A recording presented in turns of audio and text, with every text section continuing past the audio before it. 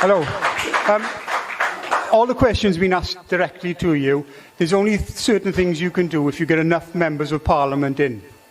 Now, I haven't voted for years, but I talk to people my age and they say, oh, I'm going to vote for Reform, or I'm going to vote for Remain. And now there's a new party called Heritage. What is your plans to get those 4 parties together, including UKIP, so you can actually make a difference, not just win the 1 seat under Anne-Marie? And not only that, what is UKIP going to do for my town to get Nia Griffiths out?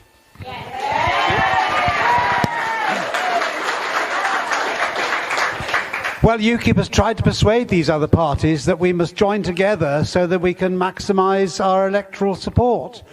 But I'm afraid there are too many people with egos that get in the way. And I no longer have an ego. Like many other parts of my body, it's shriveled.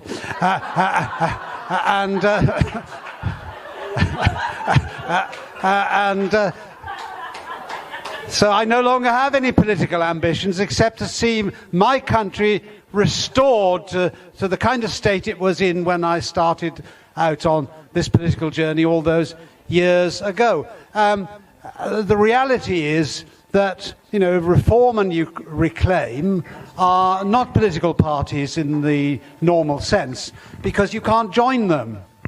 You can send money to them, but you don't get any membership in return. You know, who elected Richard Tice as the leader of Reform? Who elected Lawrence Fox as the leader of Reclaim? Nobody, because these are both limited companies that are owned, in the case of Reform, by Nigel Farage, who appointed Richard Tice, and Reclaim, I don't quite know what it is, but there's a rich guy called Jeremy Hosking who promised Lawrence Fox £5 million to fight the battle against the woke culture wars, which is, you know, all good stuff. But if we're going to have an electoral organisation which is going to replace the political parties that have failed our country at every single level, then we've got to have a party which has a democratic structure that you can join, and when you become a member, you have a say on who are the leaders of the party, what the party's policy is, and you can get rid of the leader if you don't like what he's doing. So I'm afraid there is no easy answer to this, because what these parties have got that we haven't got is money. Yeah, Anne-Marie. Thank you. I really want to answer this. It's probably a question I'm asked more than any other. Now, I had a small party. I knew, divided, we were not going to get anywhere.